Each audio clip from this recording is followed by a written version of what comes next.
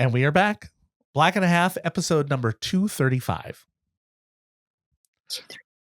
I'm Silas and I'm Samantha Run. And this is the longest running comedy podcast in Seattle. Probably.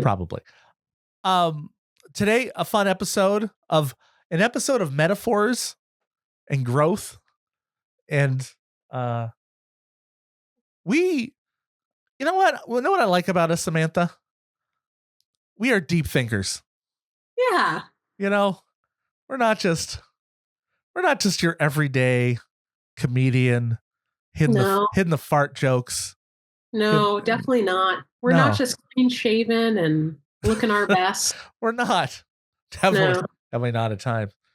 But we're deep thinkers. That's what I love. I love about joining with you each week is we get to have some thoughtful discussions, even though we do at some point need to figure out a way to do this in person again. Yeah. At some point, it would be nice to see in a room and see what you look like. For all I know, you don't have legs anymore. Oh, gosh, please don't say such a thing. I'm not saying you wouldn't have legs in the future. I'm just saying this is me just at that thought. I'm going to have to stand up now because now I'm so scared. The power of words. There's my feet. Okay, speaking of black, like... Here's my other quote. Every black person I know is wholly scared of me saying things that they're like, don't put that out there. Don't. Oh, okay. Hey, Steve, that's another black thing. Yeah. We discussed some black things in there. We do today. So, the topic, the discussion, what is, what isn't. And I think, I think there's some topics that will further some conversations within people's families today. And I think that's the most important thing. If we can generate conversation and get people talking and making bets on whether they should, hit people with cars or, what's going to happen. How many blankets they need to take. Yeah. For that. All sorts of things. So all sorts of things. Yeah. Enjoyable episode. We should have a guest in a couple weeks. More things to come. So right now, though, just sit back, relax, open your hearts and open your ear holes and listen to episode number 235. Bonsai that beast.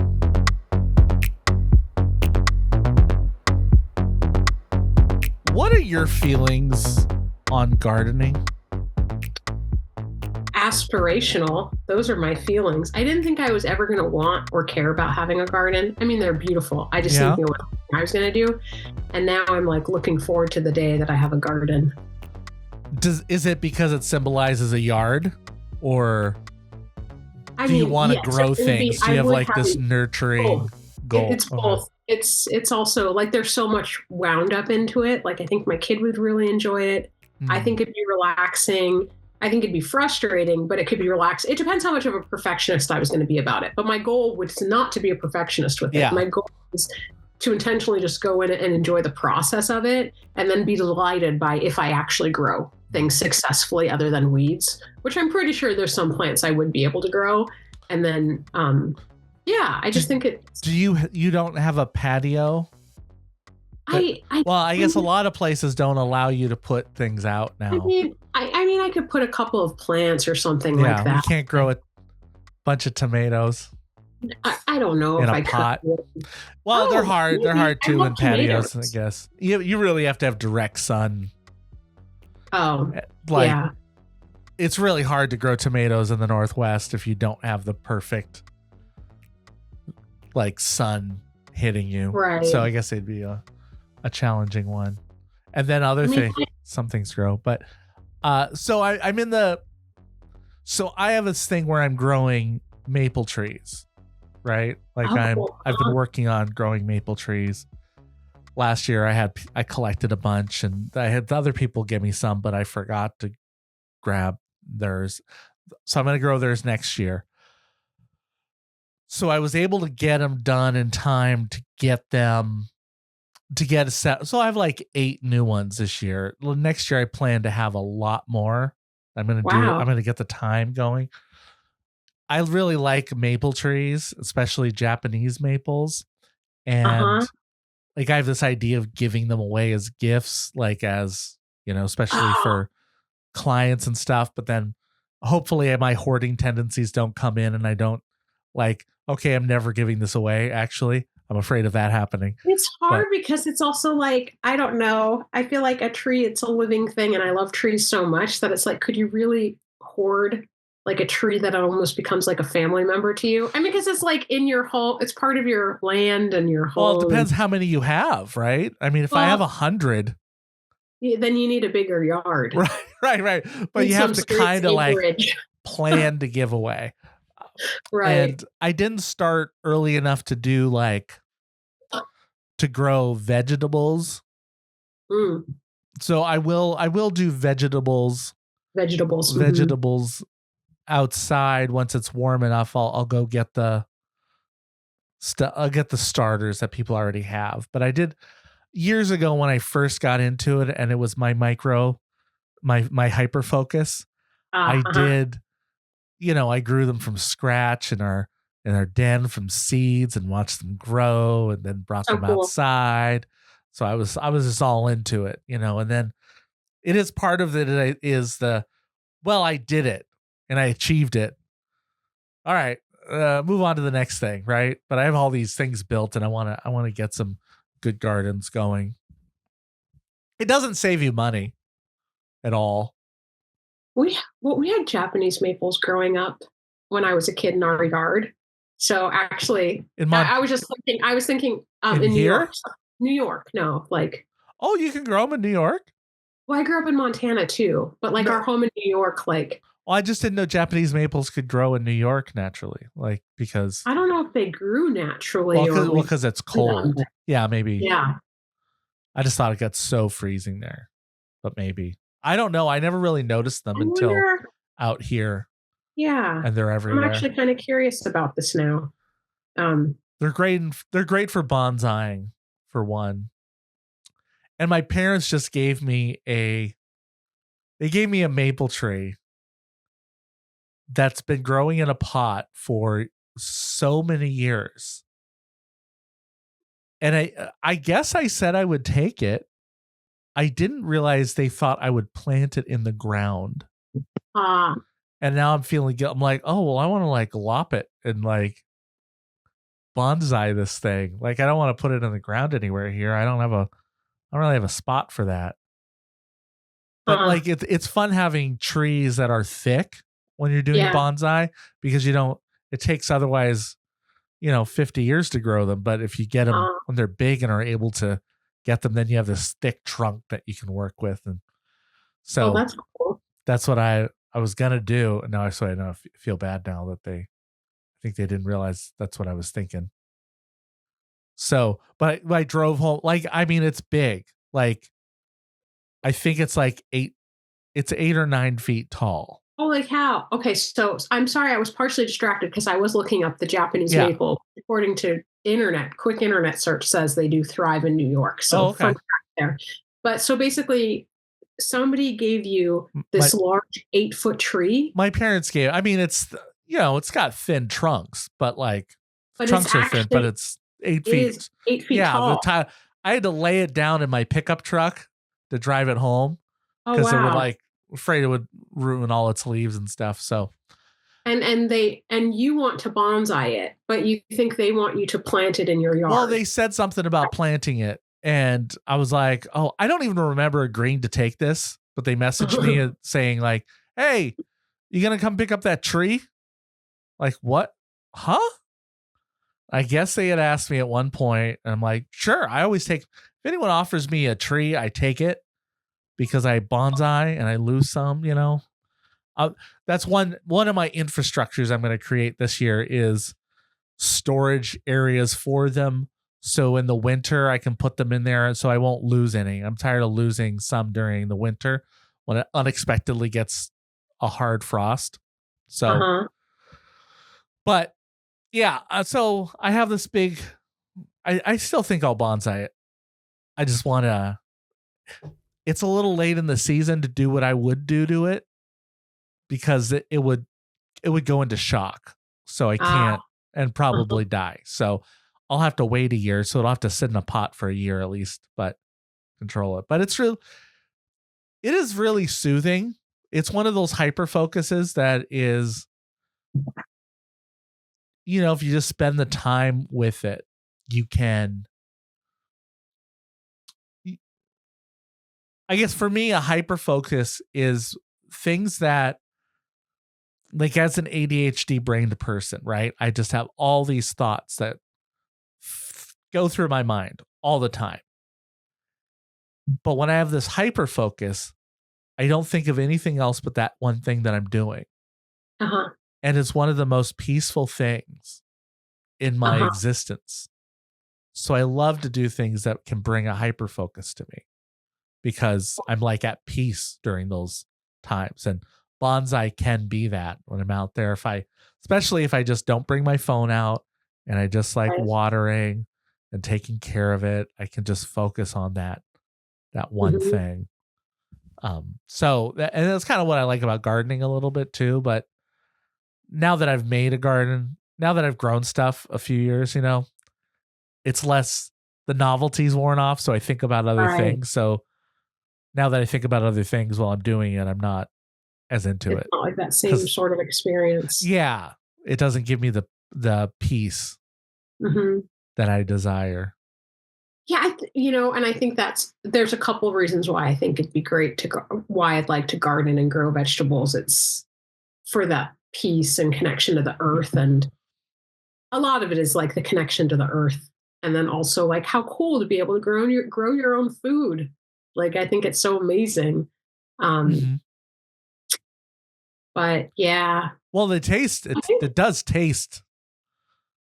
There's a cleanliness level that's amazing. Like a fresh zucchini is amazing. Right. It's less dead, right? It's more alive when you have it fresh. Yeah. Right? Yeah. I mean, just there's no time in between. Yeah. And though Anthony Bourdain did talk about, not sure if I've mentioned it on here, but he talked about how food you got to look at is the appropriate level of rot. Oh, really? Yeah.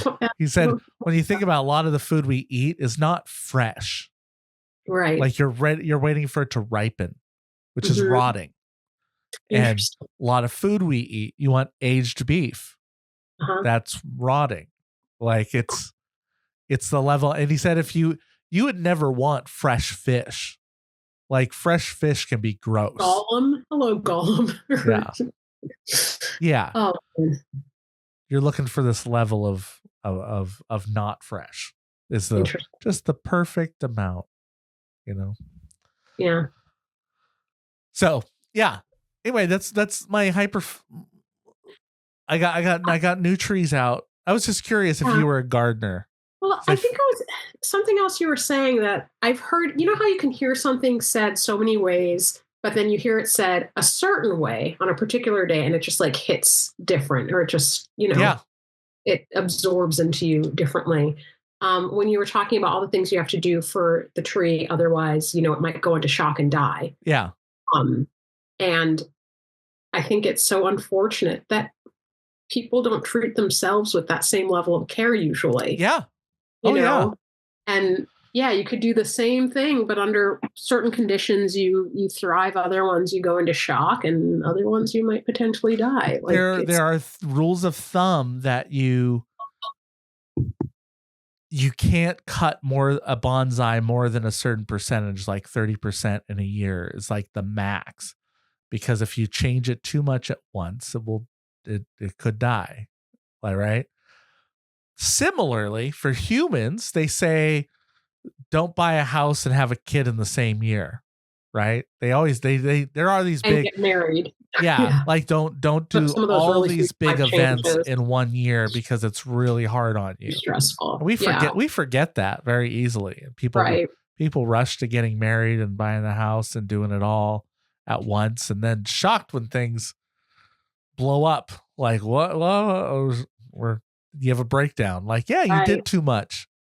Well, I mean, and then also too, like the different varieties of trees and plants probably need a little bit different, different things for can handle different levels of stress. Yeah, some are less sensitive than others, for sure. Same for people too. But they all have general rules. You shouldn't. Well, yeah, I mean, it's probably not a good idea to do that ever, really. You don't transplant in the spring. If you transplant in the spring, it'll probably die, right? You're probably going to die. Yeah. Or in the summer, like in the summer when it's hot, when there's a lot of stress on it, you got to be gentle. You got, yep. There's probably books on it already. Life lessons from the garden. Right. You know, there should be. If there's not, I'm sure there are, but yeah, it's always like what that other spin is. Yeah. What's the other way it's said or something? Well, I've said like these self-help books, or self-help podcasts and people, they all say the same thing. Mm-hmm. It's just they say it slightly different. Right. And you catch one and you're like, oh, that was so profound. And you're like, I've been listening to that same basic statement for 10 years. And now I'm going to listen because the way they said it was just amazing to me. Right. Or the way that your ears were primed too. A combination of things. You got to be ready to receive. Yeah. Okay. So, I watch all these minimalist moms. Not all. I mean, I watch a few different minimalist moms that I like to watch on YouTube. Hold on. Before you go. Okay. Now you're back. You're back. Oh, okay. And one of them, she said something. And yeah, they each have, I think that they each had like different professions. Oh, now you froze. We're taking turns freezing. It's still recording. Yeah, I'm here. Oh, okay. Now I see you. You were just like. I think I was just. close for a while. I'm just still. Oh, wow. That was incredible. What? You were tapping into your bonsai zone for listening to the Steve. I was listening to you. I was focused on you. Wow, but it looked like you weren't even breathing. It was suspenseful, this lesson. Yeah, but like one of them, she used to be like a triage nurse. The other one, she was a speech language therapist. And this other one, she was a teacher. Those are like three of my favorites to watch. Anyway, blah, blah, blah. But they all have their different spins because of their perspectives with their life work and everything. This one who used to be a teacher, I really liked this that she said. I think it was her idea. Maybe it was somebody else's, whatever. I heard it from her was, we could feel kind of bad when we're decluttering, or if you're decluttering your wardrobe, for example, and then you feel bad because you wasted that money, especially if you're a frugal person. Mm-hmm. And it's like, and then you might want to hold on to it because, hey, I spent money for this. But if it's just taking up space, then it's kind of costing you money because, it doesn't live for free in your home. So if you think about the money, that can go one way. But if you let it go, you can also remember you paid for the lesson. What did you learn from this item? Like, did you learn that, hey, I don't like that material. I don't like that neckline. I'm actually kind of over this. That was a different phase, and just when I'm letting go of things, if I'm not able to resell it or I don't have the time to do it, I'm thinking to myself like, oh, what was the lesson? I totally get behind that. That helps me so much. You kind of just blew my mind there. Because I do have a lot of things I need to sell, get rid of that I am very firmly in the I have wasted money if I get rid of this, right? It's potential. Right now, This is potential money that I am throwing away. Right. Yet I know it has cost me money. Right. It cost me money and energy. It's cost me because I just still have it. Exactly. And I would be better off without these things probably. But I'm like, but when do I have time to sell it? And some of it's like, to make what? $2? Depending on, right. I mean, there's so many of these things that come into play. And just for me, one of the things that was life-changing was that idea that nothing lives in your space for free. Yeah. So that, you're always making a choice between something and thinking, well, I don't know. What am I trying to say? That was it. It's funny because I tried to tell my mom this too, because she's had storage units of stuff that she's like, well, I can sell it. And I was like, it's costing you money right now. Right. And how much can you sell it for, and will you sell it? Yeah. Like, you're just spending money. So you got to get rid of it. I keep telling her to, like, you just need to drop everything and move. Right. but like hard for me to do that. Yes, granted. It's hard. Because I'm like, well, I have a garage. So as long as I have a garage, I don't need to do that. I can live with, or I hate that I keep this stuff for so long. I'm going to sell it. I'm going to sell it. And then I am neglectful and I break it. And now it's spent all that time taking up space. And now I can't do anything with it. Yeah. I mean, and I will say there's definitely, I've noticed a different level of fear that has entered the equation for me with getting rid of things since I've been, now solo parenting. Yeah. I'm more absolutely thoughtful about just like letting stuff go. But, oh man, Silas, let me tell you. Yeah. I spent so many hours watching this stuff, thinking about this stuff, for the last couple of years that with more time, I would probably make my own YouTube channel on it with my own personal spin, because I just love this stuff. And I feel like it can help people so much. But the other thing for me is, because I have like probably 2-3 big tubs or something that, I've had marked ready to sell, whatever. And it's just been taking so long to leave that part of me is like, just get it out, get the extra space. It's taking up your space, blah, blah, blah. But then with the tariffs and other stuff coming up, it's like, well, if that happens, I could maybe make more for it. I mean, I hope that. I don't want us to be in a situation, but it's like there's always a reason to hold on to it. Yeah. But then I also find it like this is a random. I don't know. Maybe this will help somebody else out listening too. So yes, I'm always asking for your comments, people, millions of followers who are listening. But if it's helping you out, please let us know. But I just like donated 2 bags of stuff like this past weekend. And then it was to a community thrift store. So, which is great since it's going to go back to helping the community. Yeah. And part of it was like knowing, hey, remember how happy I get when I go to the thrift store and find a good deal? Yeah. Like it's going to make that person so happy too. And then going in and seeing the tag special for what was like $1.50. Yeah. It's like things aren't, unless if it's something super precious to you. Right now, fortunately, we are in a time period where it's not that hard to come by another shirt or another pair of pants. Yeah. If it's something that's just like whatever to you. Yeah. So, anyway, that was, I'm just super excited about, about that topic. I'm with you there. Like there's a number of things I wish I could just, what kills me is I'm like, this doesn't, I'm like, how much am I going to get for this? I'm not even going to get that much if I can find a buyer. But I just know, but for me, it's like this lifeline, even though part of me is logically is like, Silas, just clear out your garage. And then you have more room to like make t-shirts, and you could probably sell some t-shirts or sell more stuff, get the stuff done you want to do. It's just like what's worth more to you. And I think part of what's hard is that this goes against the nature of most people in our country for various reasons. I mean, we are brought up in our culture to consume and to hold on to things and then to store things when we no longer need them. We're not really like brought up to recycle. To a degree. I mean, there is a poverty. It's poverty trauma. Like I suffer from poverty trauma for absolutely. Right. Like I remember that, and I'm not trying to discount that, but I'm saying like, even on top of that, like just base level or whatever American, even without having that, there's still this other culture that, and then you compound that with what you're saying too. Yeah. And then also I feel like part of it is compounded as being a creative, because you might want to use it on a set, or you might need it. The amount of clothes that I have not gotten rid of because I'm like, well, I need a button up. Yeah. And so this might work on a set. And I'm like, I don't even like this style, yo. I just want 5 shirts right now, but I can't.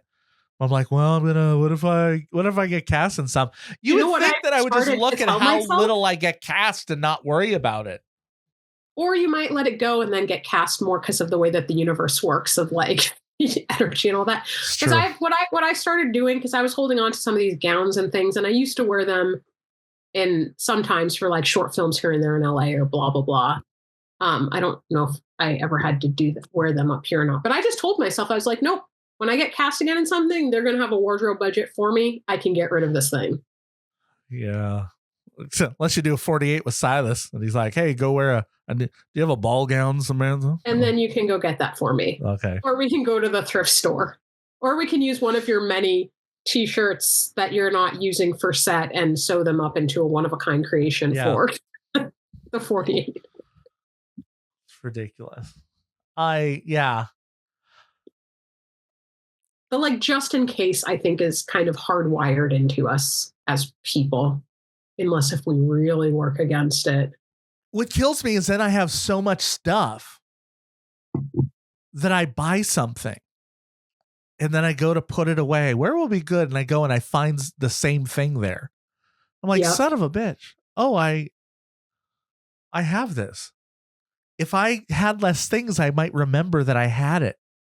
Yep. So now then I'm like, oh, it's my ADHD tax, right? That's kind of part of it. But yes, and it's like, I feel like, you have it, and then you have like heightened versions of it, because that's something that happens to a lot of people just because of the average home has like over 300,000 items in it. You're not going to remember everything that you have. For real? Yeah. Well, usually it's like, oh, do you have they need to borrow a snake, like a drain snake. This happened recently. And I was like, oh yeah, I got one. Let me go. Oh, I don't see it anywhere. I guess I don't have one. I need one. So I'm like, go buy one. And then I use it. And then I'm like, okay. But I got to put this in a really good place, because I thought I had one and I didn't. So I have a really good idea for it. And that's when I find the one that I was like, oh, I had that really good idea before, where I definitely wouldn't forget where I put it. Oh, joy. Oh, joy. Oh, happy joy. I have a hard time letting go of blankets also. Like, I love plush, soft throws and blankets. Yeah. And they're somewhat the bane of my existence, because my wife, White Samantha, they have all these blankets. I was like, can we put these somewhere? I'm like, well, where are we going to put them? Like, well, we don't use them. Why do we? Oh, I love Gretchen so much. It's warm. Yeah. I'm like, I could help you guys find some place to put them if you want. Like, I don't know what. I have too many things that I want to do. But I have too many things that I want to do. I'm like, I also would love to go help people organize their spaces and stuff like that. I don't know. I get so excited. Do you get a thrill out of that? I actually do. Like, I mean, I haven't done it because people haven't invited me. But one of the reasons why I don't leave my windows open, you may have heard me say this before a couple of times. My mom and I probably got it from her. We both do it. If the windows are open and we'll like see what somebody's house is like, it's like, oh, nice. Okay. But why don't they move the bookcase over there? And if they could just change that color. Like, you don't leave your windows open because you judge other people's? Is that why? It's not the judging. I mean, I'm not mean about it. I'm quite respectful. I'm not like, ew, why'd they do that?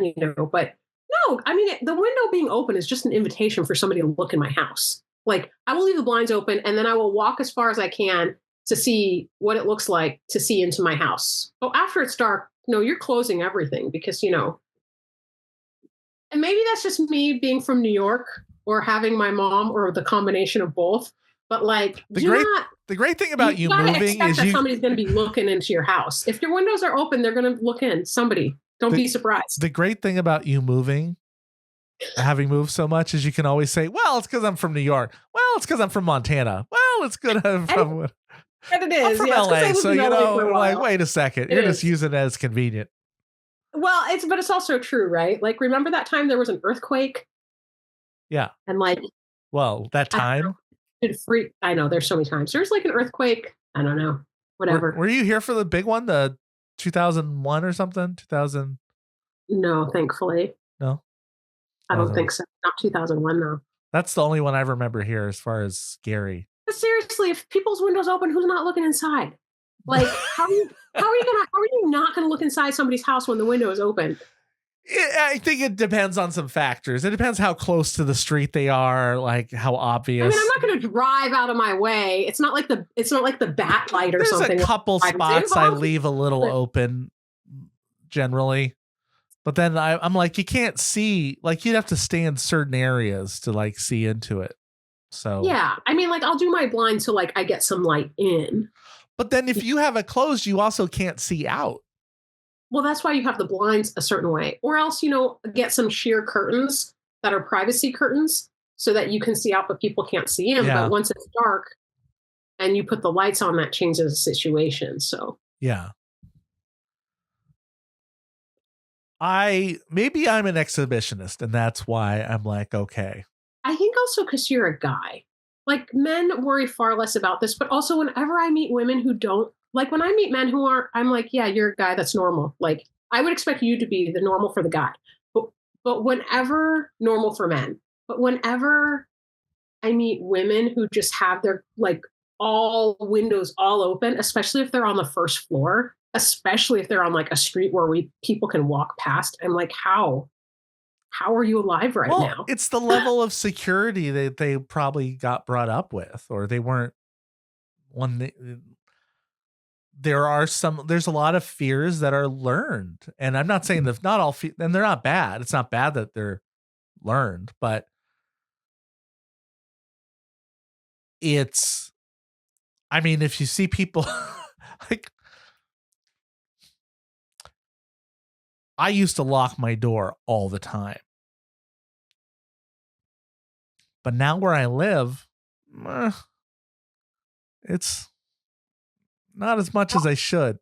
Well, it's good that you feel comfortable. Man, I'm so locking I'm always talking about locking the doors. I was going to play a joke on my friend who I know his family didn't lock the doors. Why am I telling this random story? This is just to show like how obsessed I am with locking doors. That's the moral of the story. Okay. And his girlfriend was coming to visit him. His parents were out of town. I think we were in high school or was college vacation or something. I don't know, whatever. And it was when we were living in Montana and he did not live right in town. Perfectly okay for a place to be doors unlocked, but not by my standards. I was just like, you can't have the door unlocked. What are you thinking? I'm going to drive up in the middle of the night and scare you, and then you're going to have to lock your doors. I didn't. I thought about it. I didn't. And he was like, what's wrong with you, Samantha? And I was like, New York. You can take the girl out of New York. Yeah. I'm like comfortable with the neighbors and stuff. And I do think having I might be more nervous if I didn't have like a Ring camera. Mm-hmm. Which, alerts me 45 seconds later of something happened.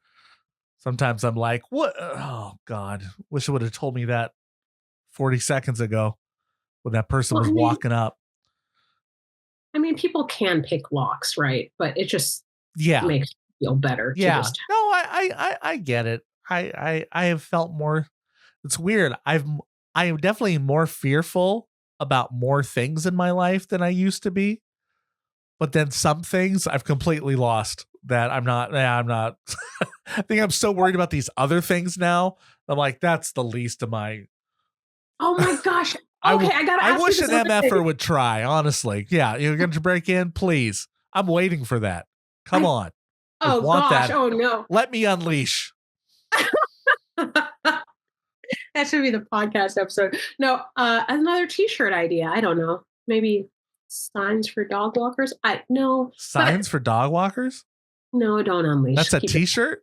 Oh, I don't know. I'm just unleash the beast. Yeah. Yeah. See, there's so many, but okay.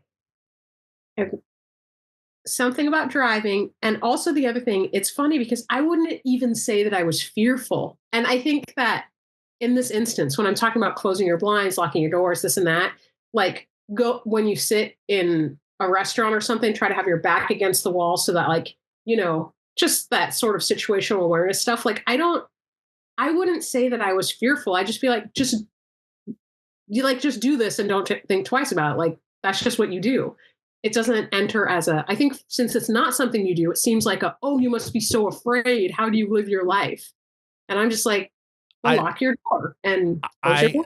I am not comfortable eating at a restaurant with my back to the door. I mean, I don't. Well, yes, I won't. Did I said wall, right? I mean wall, like. Well, yeah. Or at least just you said back to the wall. I don't need a wall there, but I need to see the exit. Like, I need to see who is coming in. I need to be able to scan. I'm not comfortable.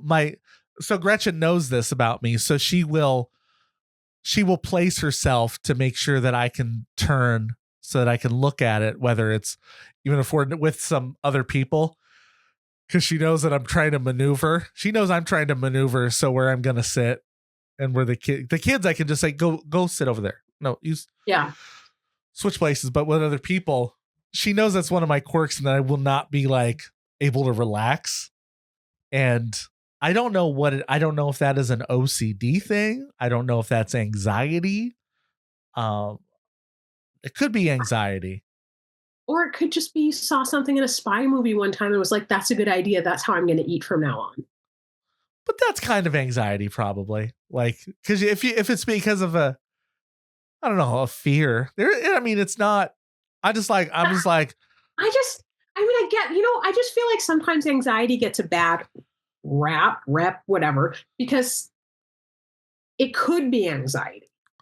But I'm just saying it could also. Anxiety is important in life. Yeah. It is very important. Anxiety exists. It should be like an Inside Out 2. You need anxiety.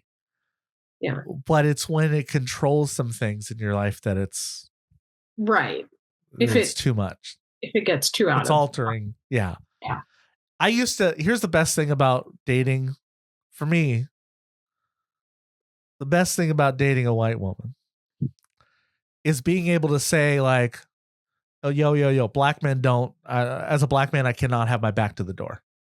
Wow. She just assumes a lot of things are cultural. That I've just said. You sounded so black when because then she can't argue with me about it. Because I don't know. You got to respect my blackness. Okay, Black Lives Matter. Let me sit this way. Okay.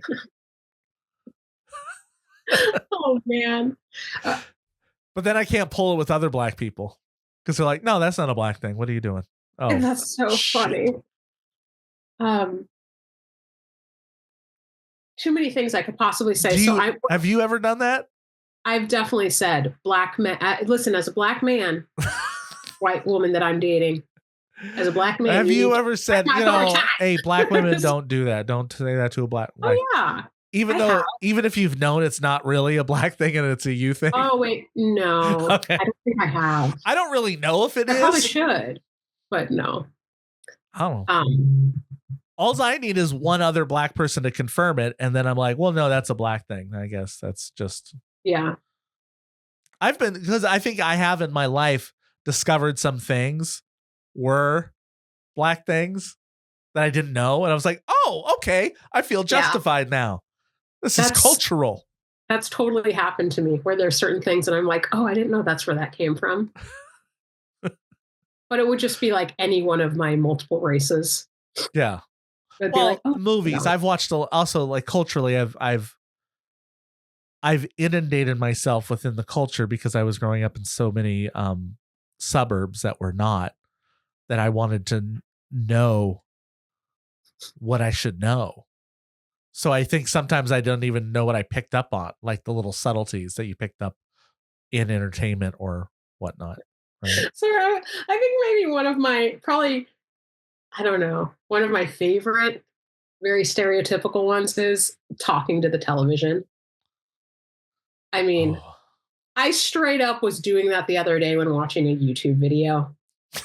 Just me, my kid is like playing and it was like a fashion video I was watching and I was just looking at it and I'm like, oh, that's not cute.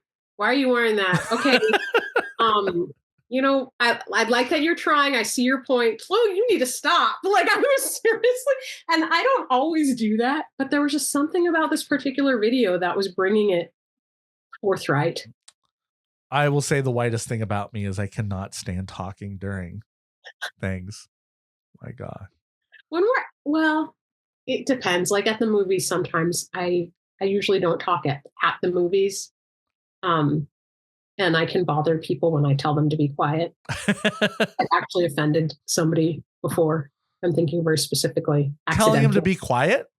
During the movie, yeah. I would tell them like, shh, and they got really upset. But the thing is, they don't really whisper. They try to whisper, but they don't really have a whispering voice, even when they think they're whispering. Oh, you knew them? And then and then they were mad at me and then said that I should tell the kids to be quiet too. And I was like, you're the adult. Like, the kids don't know. They don't know. They're children. Like, you be quiet. They got all offended. You should know better. You're grown. Yeah. Okay. Before I forget, though, I do want to ask you this because I got to tell you the reaction that my friend had. Gosh, did we talk about this already? If we did, sorry, and cut me off. Did I tell you about an experience when driving and seeing a runner? What? No. Okay. So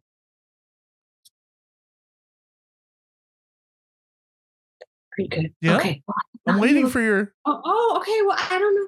Okay, so I was driving up a hill, and there was a runner coming down. You know how it has like the little strip of paint between like the road and the sidewalk, or the road and a hill, like that little strip of paint where the car you're not supposed to go past. Oh yeah. And it wasn't like exactly a running lane, but it's just there was the strip of paint, and there was a runner coming down the hill, running towards as the car's going up. Okay.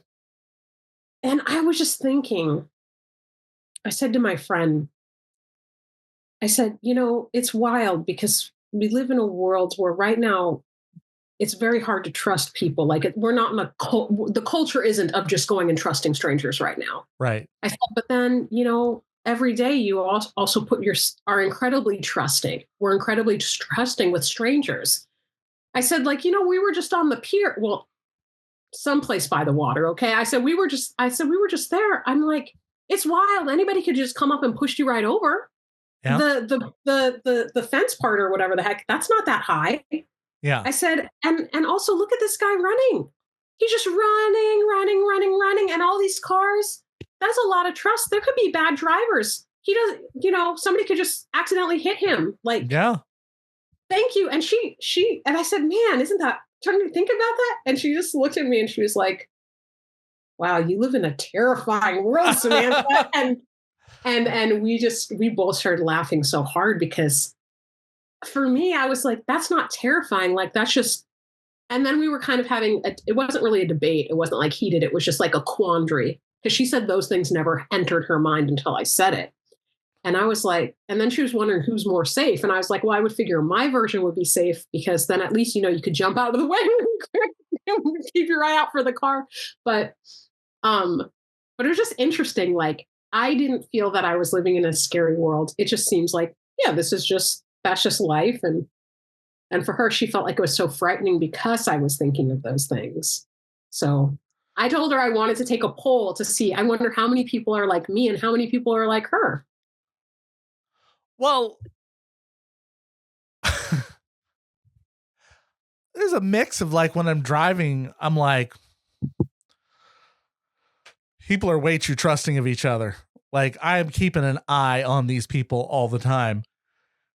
If a car is coming toward me, behind me, I'm like, I'm not trusting that they're going to stay with it the whole time, or maybe they're just going to decide to pop me right then, right? I'm always just like, I'm just going to be a little cautious.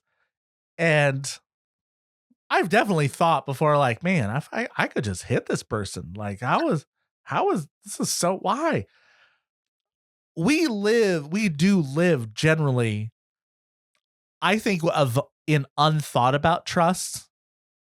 Like, we trust that people are going to obey the rules and follow these rules, which I think why is part of the reason why what is happening right now in our country is so frightening, is because when people are blatantly not following the rules that we thought we established, and you're like, oh no, well, I can't trust anything then. If you're okay with this, I can't trust you because you're not playing with the rules that we already established. Like, just the idea that we drive at 60 to 70 miles an hour down a highway without much thought is kind of crazy. It really is. I mean, just earlier I was singing the Hairspray musical at the top of my lungs while driving 60 miles an hour. Right. It's kind of insane. It is how insane. casually we drive in these Hairspray. metal death traps. Oh my gosh. I would that feels safer than a self-driving car until every car was self-driving maybe, and it was like old news. But I think I would feel more comfortable. Well, I guess it depends. It depends on who the driver is and then who the self-driving. I think if you are 70 years old, you should be required to have a self-driving car. 70? Yeah. 70? Yeah. Oh boy, Silas, you know some old 70-year-olds? 70 is not that old. I think judgment impairment is present. Silas. I'm basing that off of every president we've ever had. Well, you need to get out more and be around more 70-year-olds, because 70-year-olds, a lot of them drive really well. I think I would bet that there are less than you think. Okay, fine. There's a cognitive decline between 70 and 75. And so I'd rather do on the safe side and go 70. You would rather somebody older than 70 not driving the country. I could get behind that, but not driving a car. Well, I do not, because I plan to be 70 driving. I'm going to be driving. Why? You should have people driving you around at that point, right? Drive me around. I might want to drive myself. I think it is safer to err on the side of early than late. I mean, I think it needs to be case by case, because not every 70-year-old is the same. I mean, really. Not every 70-year-old is the same. No, they're not. There's some 90-year-olds that do it. But there's definitely some 90-year-olds that I'm like, why are they driving? There's also some 30-year-olds that shouldn't. Okay, 90 is quite different. Okay, 90 is that's quite a jump from 70 to 90. Yeah. I mean, but come on. I'm still erring the side of early. I want to be able to drive when I'm 70. Maybe I'll even be flying a plane by then. You know, I'm just like, there's so many options. 70 is not that old. No. Yeah, my dad drives. He's 75. But if they said he only could drive a self-driving car, I'm not gonna. I'm like, if the stats support it, fine. If it makes the road safer, okay. Oh, self-driving. I thought you were saying they shouldn't drive at all. That's why I'm like, that's harsh. That they shouldn't drive or only be able to have a driver. So basically, they're going to be rich or they're going to ride the bus. Self-driving, Ubers, free Ubers. I don't care. I don't care who pays for it. Just I'm fine government paying for it. Whatever. Tax me to keep people off the roads. I also don't think you should get your driver's license till you're like 25. Oh, yeah. There's a lot of things people shouldn't do until their brain is fully formed. Yeah.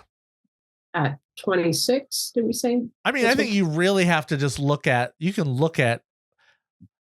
car insurance people. They know when you should be driving. 25 is I think that I don't entirely agree with that, though, because I was driving way before I was 25. So was I. Yeah, and I should not have been. Yeah. I should have been. You think you should have been. I bet there were a lot of people behind you that were like, why is she driving? No, they probably thought I was a 70-year-old. I was all slow. My car didn't have great pickup. I wasn't driving like crazy fast. I was more of a slow, cautious driver. I think if you just Werther's Originals. Insurance, you could just go to insurance companies and they would tell you exactly who should be driving and who shouldn't. They know, because you can tell based on the rates. They know exactly who causes accidents. Like yeah. Oh, it's real. I mean, they have everything down to a science. They know the stats on everything. So that's why when you see a car, you see jumps in prices at certain age or drops, there's a reason why. It's not random. It's because they know the risk is greater with X, Y, and Z. They absolutely know it. It costs them money. So I feel like car insurance might be the only insurance that you're really getting behind right now with they know what's up. Trust them. Well, Well, vet pet insurance. Yeah. They absolutely have proven. They know every breed. They know the breed what it's going to have a problem with, most likely. That's a really good idea. Like, before I ever get a pet again, I should call the insurance company. And that's the reason that mutts are the cheapest to insure. Heightened immune system. The crossbreeding gets rid of the ailments that, like, German Shepherds always get hip dysplasia. They just get it. If you get a German Shepherd, you're going to have hip dysplasia. So if you get one, they're going to charge higher for whatever that thing is, or will not even, or it will tell you we're not covering this. Interesting. Because they know they're going to have it. So they're not interested in covering that animal. They know. So health insurance is kind of crooked, but I mean, there's degrees that they do definitely know some things, like why they won't. If you're a smoker, they're going to charge a lot more because they know what it does, right? But I also think it is a reason. I don't think I think there would be a huge problem if a law was passed saying that you had to insure your firearm. Because insurance companies would know exactly what the percentages are for deaths, and people would lose their mind when they discover their insurance premiums, quadruple if they have a kid. And if they live in rural areas, what it's going to do to them. Like, people lose their mind because insurance companies look at the stats. Because ultimately it's science. The stats are science, and science tells you what's going on.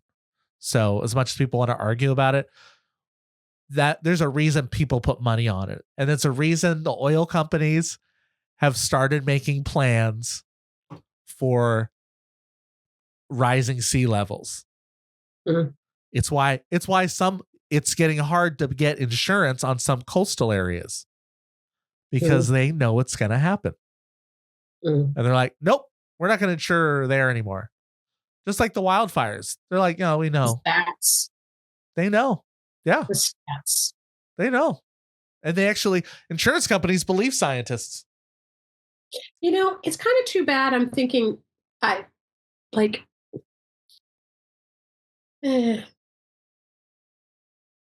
this is a pointless thing to say. Did I depress you? Was this interesting no, you didn't. But I'm listening to you, but I'm also thinking of the various topics we've talked about, it's marinating in here. And when you're talking about how, insurance companies and all these other people know the stats and this and that. And I'm like, yeah, it's too bad. Like, you can't really see the stats of somebody if you're looking at their dating profile or something like that. Like, that's a very big life decision, like, to get involved with somebody, but you don't really you don't know their stats. But if you could only see the stats, really the stats on other human beings, you could be more informed. And this is where the stats don't work, is the exceptions. With the stats in place based on ways people grow up, I have nearly passed miracles that I have defied the stats in not being physically abusive in my family and of being on drugs. Like, the fact that I'm like sober and nonviolent, I've defied odds based on my growing up. Like, there's only from what I've grown up on, I think there's only like a 20% chance of me not being an abuser on either of those things, just based on stats. So there are people that escape it, right? Right. But then you go, wait, if Silas isn't the one, then wait, what about the three others in the family? There's a 75% chance. Because the stats are hard with people, because it's not just their like circumstances, it's their choices. So I was more thinking of like the stats and somebody's choices over a large period of time, because I feel like you could kind of get the stats from somebody if they're being honest about their history, but you don't really know like the stats of their behavior over a course of a certain amount of time. Right. But then you have to figure out, you have to decide how much stuff is really choice. Because when your brain is you're forming your brain, the stats are there because I think it alters your brain in certain ways. Right.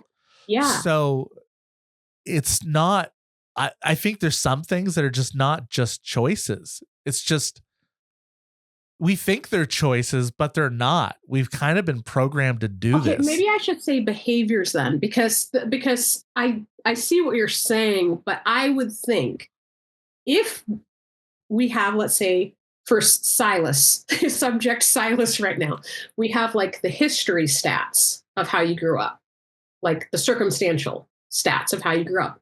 But then if there were the stats on your behavior, those stats that I'm going to call your choices, that the behavior stats could show then with better clarity that you would have not fallen into the category that your history stats would have shown. Yeah, possibly. And at the same time, that sort of quandary of how much is behavior is actually free will choice and how much is. But, the brain does have neuroplasticity. It's just to what extent, and then within that, how much wiggle room is there? My daughter told me about telling me about one of her friends and about this is her boyfriend. Her boyfriend has done this and this and this, and I said I said to myself, I was like, oh, she has a bad childhood. Like I know exactly what her family life is like. Yeah. Fast forward 2 years later, and she's looking to maybe hey, if her dad does this, can she just come over? I'm like, yeah. I mean, how predictable. I know based on who you're trying to date, what your life is. Oh, I know what her life is like at home. Absolutely. I already know. I don't need to know much else about her. I'm going to be right 80% of the time, just based off of stats. Right. It's sad, but it's also it is something when you feel like you know something because you're you've worked in the history on that, this leads to that. Yeah. When you see the end result or one of those side things to go, okay, I'm just going to keep an eye out for this person because I know. Right. I know I'm likely. I hope I'm wrong, but right. Let's make sure they know they have a safe place to go if they need to. Because ultimately they'll have to make a choice. But I'm